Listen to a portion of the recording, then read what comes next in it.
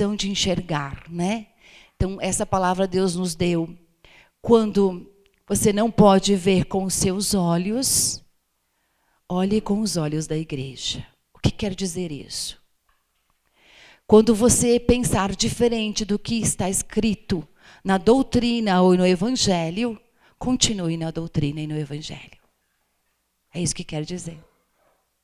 Quando os nossos olhos veem diferente, ou seja, se não puderes ver com os teus olhos o que está escrito, o que está dito, o que é ordem, se não pode ver isso como um bem, continue olhando com os olhos da igreja, ou seja, aceita, né? Toma um pouquinho, assim como a gente engole o corpo de Cristo, engole essa também. Engole esse aspecto também. Porque Deus veio por inteiro. Então, a consagração, ela exige de mim essa doação de vida. Seja aliança, seja comunidade de vida. Vai precisar consagrar a sua vida, o seu dia a dia, as suas realidades, seus sofrimentos, suas dores, seus medos, seu cansaço. Tudo acontece no dia a dia, como nós estávamos dizendo. Mas não te pertence só a ti. Ele sofre conosco, Ele nos consola, Ele nos fortalece, Ele nos salva, Ele nos anima. Então, com Ele, no nosso caminho, nós vamos passando todas as situações. Aí eu quero retomar aquele salmo, né? Mesmo que eu passe pelo vale escuro da morte, não temerei, porque Ele está comigo. Então, o consagrado, ele tem clareza disso. O consagrado tem experiência disso. Quando eu digo assim, Jesus salvou o seu povo, eu olho para mim e digo, é verdade, porque Ele me salvou naquele dia de não ter cometido aquele pecado. Ele me salvou naquele dia quando eu estava com a mente totalmente confusa, não sabia o que fazer, o que decidir, e Ele me deu aquela palavra. É verdade. É verdade porque naquele dia o meu corpo doía e Ele me deu a graça de fazer o que eu tinha de fazer, independentemente da doença, da enfermidade, das infecções, das inflamações. É verdade.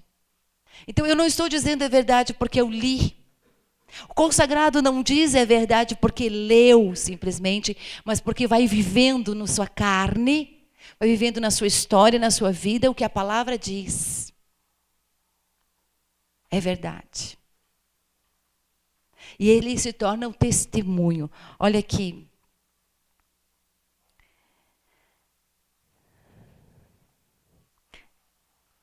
Ressoe sempre no vosso coração a exortação de Jesus. Assim brilhe a vossa luz diante dos homens, de modo que, vendo as vossas boas obras, glorifiquem o vosso Pai que está no céu. Levai a luz de Cristo a todos os ambientes sociais, culturais em que viveis. O impulso missionário é comprovação da radicalidade de uma experiência de fidelidade sempre renovada ao próprio carisma.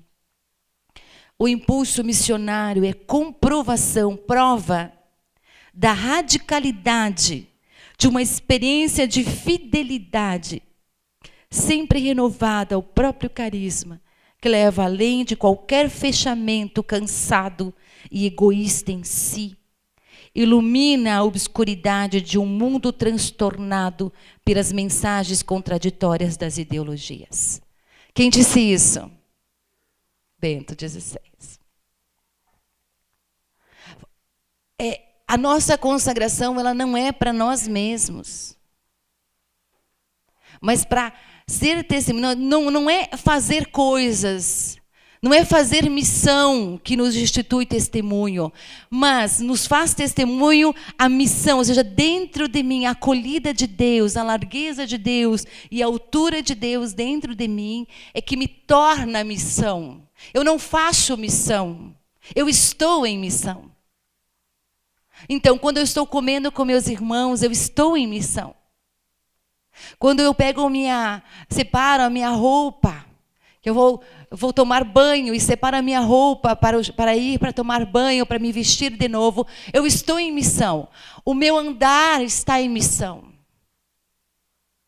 Então não adianta dizer eu sou uma comunidade porque eu cuido dos enfermos. Você é uma comunidade porque você está em missão dentro de si, na radicalidade do que Deus te deu, Ele mesmo, seu evangelho e o magistério. Por isso nós somos uma fundação, porque Ele quis. Ou uma comunidade nova, porque Ele quis. Certo? E isso vai acontecendo também dentro do estado de vida. A castidade no estado de vida é para todos. Eu quero falar um pouco do celibato. E aqui eu quero trazer uma novidade para vocês ruminarem. Certo? Nós falamos o que a igreja diz, o que o evangelho diz, mas também aquilo que o Espírito Santo vai nos revelando a partir da nossa experiência, da nossa vida. Porque o Espírito Santo vai fazendo nova todas as coisas. Ele acompanha os tempos também. Não para mudar a palavra, mas para olhar as novas realidades destes tempos e dar uma resposta, certo? Muito bem. Então, nós somos uma nova fundação. Nós não somos a vida religiosa. Olha para a pessoa do seu lado. Sei que ela sabe, mas é bom dizer. Nós não somos uma vida religiosa. Nós somos leigos. De novo.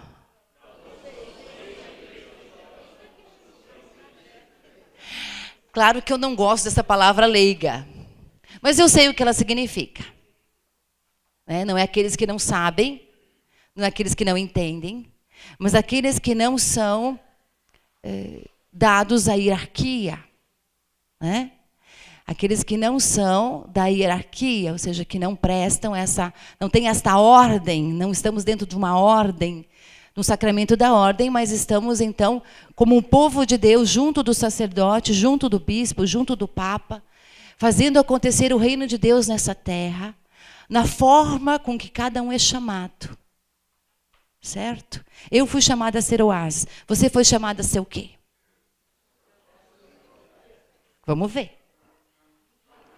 Então, o celibato, nós estamos... Aqui eu quero partilhar com você, tá bom? Você vai partilhar com seus fundadores, não me criem confusão. Porque a Gislaine disse, não me criem confusão. Assim, ó, nós recebemos essa informação. Vamos rezar juntos? É a melhor maneira de se trazer as coisas da escola se o fundador não está aqui. Porque ele é o fundador. E eu acho não. Toda a comunidade que faz escola deveria começar com o fundador, porque senão dá problema. Porque você vem e as coisas começam a borbulhar, e você começa a ver coisas que você vê, que quem tem olho vê, e dá problema.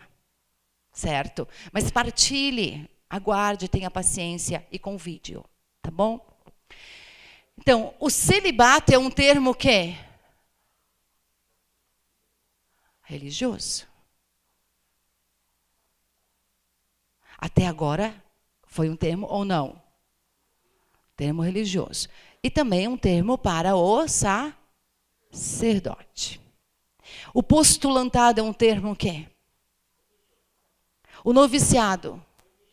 O consagrado. Tchá, tchá, tchá, tchá. Olha ali. O consagrado é um termo para todo fiel batizado. O padre é um consagrado, desde o seu batismo. Depois ele se tornou padre, certo? O papa é um consagrado desde o batismo, certo? E depois ele se tornou papa. Então, o consagrado é um termo da igreja para todos. Então, esse termo eu posso usar. Entenderam? Porque eu sou consagrado. E é bem aqui, ó. Consagrado pelo batismo, há um carisma. Aí eu descubro, como o Papa descobriu que tinha uma vocação sacerdotal. Daí ele descobriu, com essa vocação. Aí o que acontece? O Espírito Santo foi dando o caminho para ele. E aí, claro, como sacerdote, ele foi ordenado bispo. Como bispo, ele foi ordenado o quê? Cardeal. E como cardeal, ele chegou onde? Ao papado. Que é aqui. Nós também. Nós nascemos, né? Nós fomos, nós recebemos o batismo, então nós somos consagrados. E no caminho nós estamos descobrindo Deus. Pode ser que você descobriu com 5 anos, com 10 anos, com 15 anos, com 20 anos, com 50 anos, com 60 anos, com 70 anos, eu não sei. Mas você foi descobrindo que tinha dentro de si uma sede, um desejo, né? Uma palavra, uma oração, a sua hora com Deus, através um chamado mais forte. Você foi caminhando, não de maneira ordenada, como uma ordenação, mas como uma ordem do Espírito, de forma espiritual, a dimensão carismática da igreja. Na dimensão da escuta, da resposta, da conversão, da missão. E você foi assumindo uma coisa na paróquia, não sei. Você foi assumindo algo, você queria se responsabilizar pela igreja. Você sentia que essa igreja também é responsabilidade sua. Que o homem, que a mulher ao seu lado é responsabilidade sua. E você também chegou também ao mesmo lugar. Então, a consagração é um termo, é uma expressão de uma vida dada a Deus. Certo? Muito bem. O celibato, e é essa novidade. Uma vez, o solteiro, a solteira, para deixar a sua casa, principalmente mulher, ela só deixava a sua casa se tivesse casado. Eu saí de casa quando eu casei. Não é tanto tempo assim, né? Eu saí, é no século passado, eu sei disso. Mas quem não é do século passado, né? Então, eu saí de casa quando e era assim. Tanto é que eu tinha esse desejo de estudar fora. Eu queria fazer oceanologia na época da minha faculdade, quando eu terminei, o ensino médio. Obrigada. Mas essa matéria, essa faculdade, só tinha numa outra cidade muito longe, chamada Rio Grande. E eu morava em Caxias do Sul. Meus pais jamais iriam deixar eu sair de casa para fazer faculdade. Era um perigo. Né? Era um perigo. Eu cresci numa redoma de vidro, assim, ó, não sai. Desse sentido de deixar eu ir a algum lugar, né? Eu saía com eles. E como eu era bem novinha, quando eu comecei a namorar, nem com meu namorado sozinho eu saía. Né? Então eu levava lá minha irmã, um amigo, a mãe e o pai ia junto, né, onde nós íamos, e saíamos muito pouco. Então, existia uma outra cultura em termos de mulher. Trabalhar fora, eu trabalhava fora, mas um pouco antes, né? Era difícil sair de casa para trabalhar. A minha mãe viveu em casa com os seus filhos. Mas hoje não é assim. Hoje a grande maioria realmente, ou por necessidade real, ou por ascensão profissional, ou pelos estudos, né, que se faz e se quer fazer, e se quer praticar aquela profissão, até mesmo se abandona a família. Também, nesses casos, se abandona os filhos pequenos para se dedicar à profissão deste mundo. Certo? Que precisaria, assim, uma nova evangelização nesta área da maternidade. Todas as comunidades devem se responsabilizar por evangelizar as mães, para que retornem. Nós temos uma campanha na nossa rádio, né? Que se chama Mãe Volta para Casa. Então, nós fazemos uma vinhetinha e a gente diz isso no final, né? Mãe, volta para casa. No sentido dos filhos pequenos, né? Precisa voltar para casa. Então, o que é que acontece com o solteiro hoje? Ele está tendo, pela modernidade, pela vida, pela cultura, pela educação, pela mudança dos tempos, uma possibilidade de permanecer solteiro. Muitos permanecem solteiros, por decisão própria. Moram sozinhos, têm as suas vidas, seus amigos. O solteiro está se tornando um estado de vida. Vamos tomar a questão do homossexualismo. O homossexualismo tratado, né? Uma tendência tratada ou uma vivência tratada, onde ele vai iniciar o processo da castidade, da continência. A proposta deste homem é tornar-se casto como solteiro. Porque ele não tem uma estrutura interna, psique-emocional, para unir-se a uma mulher.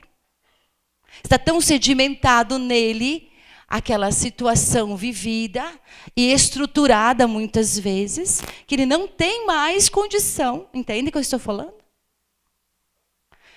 O que é que a igreja mostra como saída para todos aqueles que têm um desequilíbrio? A castidade. No sentido da castidade, aqui eu falo a continência. Certo? Para as novas fundações, gente, tudo é novo. Nós estamos em caminho, em processo. Toda vez que eu visto alguém com uma roupa, eu quero aqui respeitar os celibatários. Não estou ferindo vocês. Eu estou dizendo de algo que nós vamos pensar juntos, tá certo? Quando eu visto uma vestimenta sobre um solteiro de uma nova fundação como celibatário, automaticamente eu estou colocando ele numa outra posição. E sem querer isso, sem pensar nisso, ele se torna alguém diferenciado. Se torna. Então, aqui, que não seja polêmico, mas seja algo para que nós possamos partilhar. Nós, hoje, vemos aqui uma grande oportunidade de termos dentro das nossas comunidades de vida solteiros consagrados, esse termo. Porque o celibato existe um cânon. É outra coisa. Tem uma outra ordem. Tem uma outra investidura. Entende? Então ele fica destacado como... E no mais, né, a toda a comunidade no mais, ela começa a fazer um caminho de uma nova fundação, de um novo. Mas ele é intitulado, hoje é intitulado com algo que já existe na igreja e que faz parte da vida religiosa. Ponto. Não vou mais me estender sobre isso, mas é isso que eu quero trazer para nós, começarmos a pensar nesse termo dentro das novas fundações. Irmãos entre irmãos. Certo? O solteiro consagrado a Deus, eu posso me consagrar, eu me consagro, o solteiro se consagra a Deus. Mas existem os solteiros que serão solteiros definitivos. Por N razões. Agora, uma coisa que eu escutei já, não sei se você já escutou. Eu já estou na comunidade desde a minha juventude, eu não casei. Tipo, foi por causa da comunidade que eu não casei. Ou porque eu estou aqui dentro que eu não casei, ou porque são menos homens que eu não casei na comunidade. Gente, eu conheço muitas pessoas solteiras neste mundo que não casaram. Não é porque a gente está numa fundação, uma comunidade com poucos meninos ou poucas meninas, ou são poucos para escolher que a gente não casa. Olha o pessoal do lado, faz um olhar assim. É verdade. É porque Deus não providenciou. É porque não aconteceu. E talvez não vá acontecer. A gente tem essa palavra na comunidade assim, ó. Quando é para casar, cai na cabeça. Meu esposo caiu na minha cabeça. Ele veio, ficou, e veio, ficou, e veio, ficou. Entendem? Se você que casou e vê, a mulher caiu na sua cabeça. E veio, ficou, e veio, ficou. Eu estou dizendo aqui que alguém não vai casar, pelo amor de Deus, eu não fiz essa profecia. Certo? Só que, assim, ó, o nosso chamado é a um carisma, a consagração é um carisma. O estado de vida é uma consequência das coisas do Espírito. Eu não vou me realizar porque eu casei. Tanto é que o casamento não realiza no sentido prazeroso. O casamento é missão. Quem é casado, confirma comigo. É uma missão. Não é um suspiro. Que também tem o ato conjugal. O ato conjugal é uma missão. Principalmente para a mulher. Mais do que para o homem. É uma missão. Ninguém disse que a gente tinha que sentir alguma coisa. Só as revistas. Então, às vezes nós vamos andando e mascaradamente, sem querer, nós estamos todo enfeitiçados por esse mundo, né? Que vai nos dizendo coisas. E nós vamos achando que aquilo está certo. A realização de um consagrado, de uma nova comunidade, é o carisma, é poder dar a vida. De ser mãe, né? Muitas de vocês talvez não sejam mães físicas. Tem pessoas casadas também que não conseguem engravidar. E não serão mães físicas. Mas Deus chama toda mulher a ser uma mãe espiritual. Deus chama todo homem a ser um homem, um pai espiritual. Talvez aqui tenha meninos que não vão casar. Também não estou profetizando. Mas se você não casar, realize-se. Entende? A genitalidade não é um órgão de realização profunda. É também uma missão dentro do matrimônio que nos faz, claro, se aproximar. É bom, Deus fez, Deus nos deu a graça de nos unirmos. Mas ele não é essencial para isso. Então, tem que desmistificar o que a gente foi aprendendo, como a Cristina dizia. Onde você aprendeu as coisas. Um homem, um consagrado não é só. Nem uma mulher consagrada é só. Não existe solidão na vida consagrada. Não existe. Porque, além do próprio Deus estar conosco, nós temos muitos irmãos que jamais vão nos deixar sozinhos. No bom sentido e no de incômodo, né? Jamais vão deixar você se sentir sozinho, não se preocupe.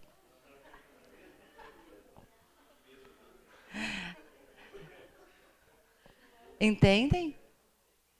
É claro que isso tudo a gente pode ir trabalhando e conversando, tá certo? Mas isso não retira a possibilidade de entender, né? Que o celibato é um termo religioso e que o solteiro consagrado é um termo de leigo consagrado. Certo? Então, no termo também está a realidade de quem nós somos.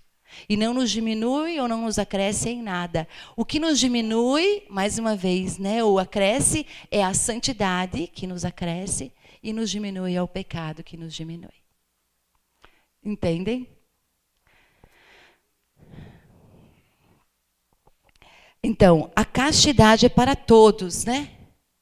A castidade é para o celibato, ou seja, a vida religiosa, para o matrimônio, para o solteiro consagrado, para o viúvo, para o sacerdote. A castidade, ela abarca, está dentro dela o ato conjugal, está dentro dela também o celibato ou a continência, ou a virgindade. Então, a castidade não significa... Se você vai ler no cânon, a vida religiosa, a castidade significa o celibato, ou seja, a continência.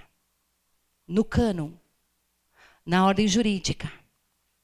No catecismo da Igreja Católica, você lê lá no catecismo da Igreja Católica, está escrito pela primeira vez para o João Paulo II.